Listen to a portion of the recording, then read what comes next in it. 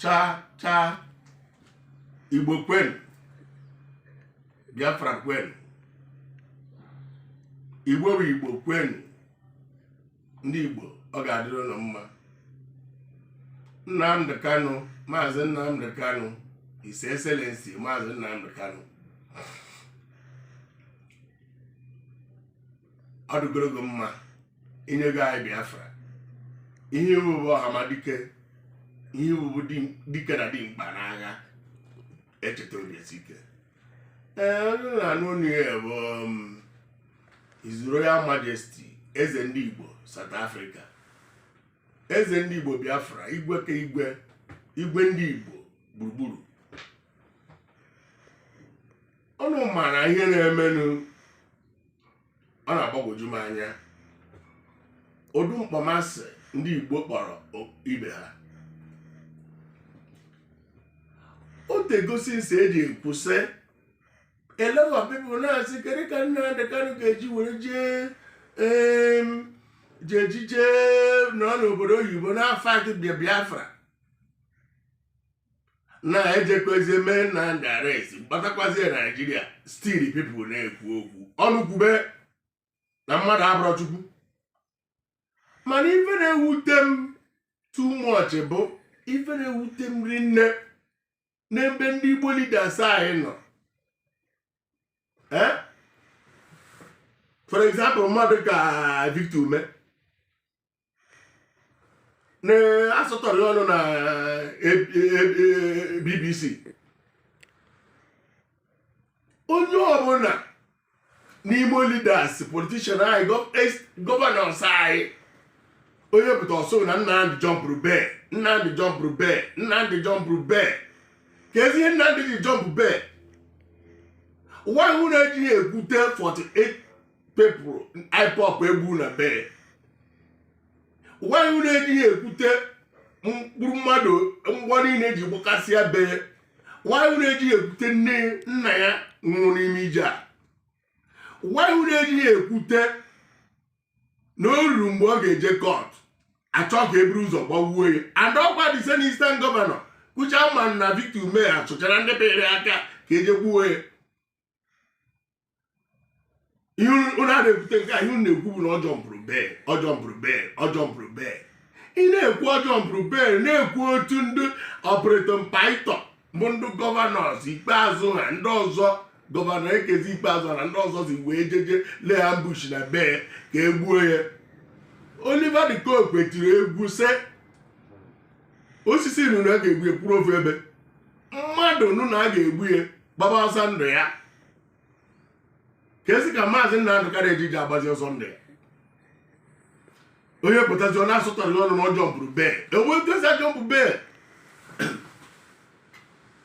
Ndị gọvanọ ọzọ ma Victor Ume a ihe niile a na-ekwugheri ka njụọ ụnụ, ọ bụrụ na obodo ụnụ ka a bịara ka e nyere gị bee ejejekwa kọtụ ọzọ abịa chọrọ igbugunu gbuo followers gị niile ma ọ bụ ndị nọ na be gị, ị ga-achọ ụzọ gị. Akwa onye nụrụ ọgụ gbuo ọsọ onye gbara ọsọ n'ọgụ na-echigata azụ n'ụkwa nke abụọ. Ọ bụrụ na egburu Nnamdi Kanu mgbe ahụ, a ga-eme ya arrest ije court kịta? Mba.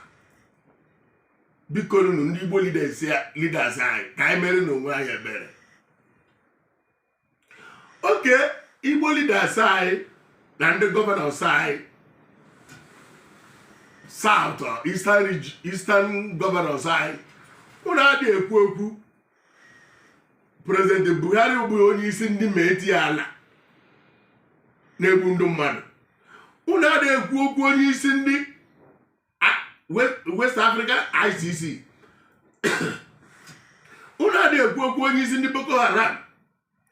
Unu adịghị ekwu okwu ndị niile ha ha na-egbuchasị n'ime ọhịa na-ewekọrọ ana ha mara Benue steeti na-egbu ha na-ebe ha ma isi ma ụkwụ ma ara ihe niile n'elu ha na ndụ. Unu adịghị ekwu okwu a kama onye ọbụla kpọrọ ọnụ bụ Nnamdi Kanu. Unu amakwa ife ka mgbazi unu Biafra niile, Igbo niile na-ege m ntị, gee ntị ọfụma na ihe onye amara karịrị ya. Onye amara ebe eniri mmadụ ga-abụ onye ibu arụ oji bụọ obido n'ụkwụ wee bọba.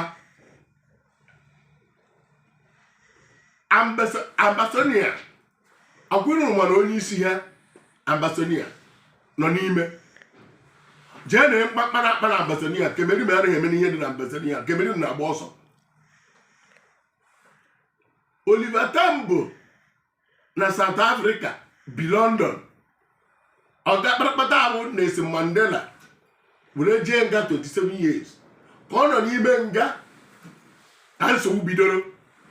A na-eti isi ebe niile na-emebi ihe niile. Emeka anya ọkụ ha chụrụ chọta udo mgbe ọ bụ Secretary of Commonwealth. Ha chụrụ fight ya udo. So onye na-agwa ndị Biafra bụ Nnamdi Kanu anọghọzi Europe, Nnamdi Kanu nọ na Nigeria. Kịta ka ị ga-fightizie maka freedom because na ọ nọzigo nso. Ọ bụrụ na obi esighị ike na ọ nọ na London ma ọ nọ America ọ nọ kịta ka obi esighị ike. Kịta ka unu ga-ebido mebibe nke bụ ihe. Kịta ka unu ga-ebido chụba ndị Fulani Herdsmen gbube ndị atụrụ ha egwu ha. Ọ bụghị ka ha meghara ya anya bịa nara ya ala nna nna anyị ama ekwe omume. Matakwa na okwu Nnamdi Kanu kwuru. Nnamdi Kanu sị na ya ejighị disappoint kwa anyị mana anyị edisappoint kwana ya. Ọ bara n'ime eminu n'onwe deputy. Ọ bara n'ime eminu n'onwe secretary. Ọ bara n'ime eminu n'onwe coordinators. Ọ bara n'ime eminu n'onwe commander in chief na Eastern Security. Ọ bara n'ime n'onwe second in commander in chief na Biafra Army. Ka ezi ihe unu ga-eji wee na-arara ụra. Ka m kwere unu nyere 72 hours. 72 hours ruo anyị mere ihe a na-eme. Unu tiribe ebe niile. Chụwa onye ọbụla gwa tibenu. Ibu na victim me sine ya bụ sineti nwaanyị dike anyụ amịrị narị ya pawa. Ọ na-ekpu ogologo okpuru edi ndị China. O kwesịghị ịnọ na anụ Igbo na-ekwuwere ife anwa. Ọ kịta ka unu yutu ma nwatakịrị a mụrụ ọfụrụ chọrọ inwere onwe ya. Oke ime enu ma na ihe makwa ihe ndị a na-agba anyị. Victor Ume kwuru kwuo na a na-emegbu anyị emegbu. Onye binikwa ọ na-emegbu anyị emegbu. Onye nke a binye a na-emegbu anyị emegbu. A na-emegbu anyị emegbu ka ndị ga-afa ajụjụ ka akwụsị imegbuzi anyị. Because na a na-enyecha ya ego oyi nke gị mmanụ ihe nke anyị nwekwara akụ na ụba Biafra ka a na-enyecha ndị Biafra. Enyecha ndị data enyecha Niger data maka Imo nọ na ya, Abia nọ na ya, Anambra nọ na ya. Ha bukọrọ ya 6 million Fulanis na-enye almost 3 million to 400 million nyecha buruzie ndị ọzọ na-ebupụsị. Unu wee na-enwe aṅụrị na ejeje mee Nnamdi Kanu aresti na nke ya agụgo. Unu ama mgbe Mandela bara n'ime ndị ANC na ndị South Africa ọ gwara gị na bụ ha ama fight apartheid. Onye isi Ambasonia nọ n'ime ndị Ambasonia ọ gwara gị na ha ama fight. Ọ kịta Nnamdi bara n'ime reserve ka a ga-ebidozie fight Biafra. Kịta ka ebe niile ga-enwe ọkụ. Ụmụ Biafra ma UGM ma Eastern Security ma Biafra Army volunteer forces nwunye mmadụ ebe niile ọkụ mee ka ebe niile dị ọkụ. Unu ekpere ka udo dị maka na otu siri mara Nnamdi Kanu Nnamdi Kanu dị redi enwu mana gị nwee dị redi enwu. Onye ọbụla dị redi sacrifice nne ya nna ya eleta mkpụrụ obi chọkwa sacrifice onwe ya maka gị nwa ọdụmma gị ka ehi ị ga-eji wee nọrọ na-eri akpụ na-eri garị na-ekwu okwu ogologo edi na-ekwu nonsense. Ndị Eastern Governors anyị ọha na eze George Obi ọzọ na ndị otu ha unu na-ekwu okwu na-ata okwu eze. Ọ na-aba anụ ọgụ n'chịa n'ume ụlọ n'usie ya ike oruo n'iro emegharịa ya kpuchie ya, mana unu anaghị ekpuchi nke unu na-eme ka unu na-edisgrace onwe unu bifo ọnụ Fulani.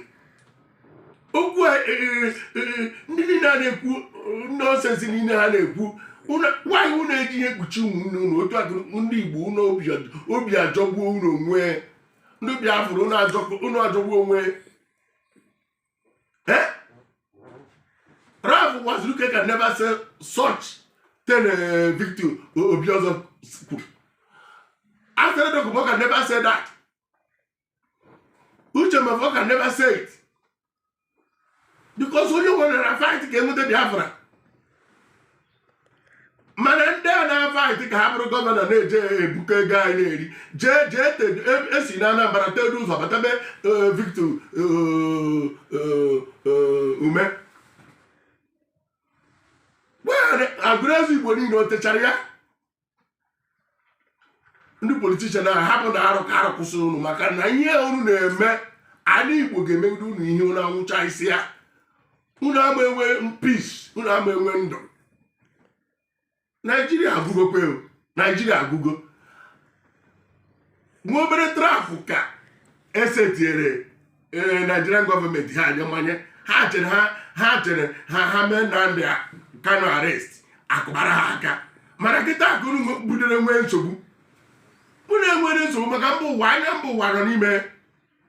Ọ gara ụnụ mma ọnụ ha bụrụ Nnamdi Kanu adịghị egbu mmadụ, Nnamdi Kanu abụghị ọnọghị gọọmenti. Nnamdi Eastern Security bụ ihe a na-achọ Fulani herdsmen na atụrụ, mana ndị gọvanọs anyị na ndị Igbo leaders anyị amara datị na ndị Fulani ha na-achụ ọya na-ewute ndị Fulani. Ha na onwe ha sokwuru kpọnata ha n'ihi na eji enye ha President of Nigeria, Deputy President of Nigeria. Ama enyi unu ya, unu mee enu ma na ama enyi unu ya, ama enyekwe ya unu mgbe akụ unu ga-ama ihe ga-emerụ. Ama enyi ya unu na-eke, ama enyi ya unu n'oye, ama enyi ya unu na afọ, ama enyi ya unu na nkwọ. Eastern governors anyị, senators anyị, politician anyị na Eastern region, ama enyi unu Igbo president, ama enyi unu Vice President of Nigeria, Igbo President of Nigeria. Ameghe ebe a ga-enye unu kacha enigwe na ala ga-etiti unu. God Chukwu Okuke Abiama nke na Maazị Nnamdi Kanu na ndị IPOB family na Eastern Security ga-etiti unu.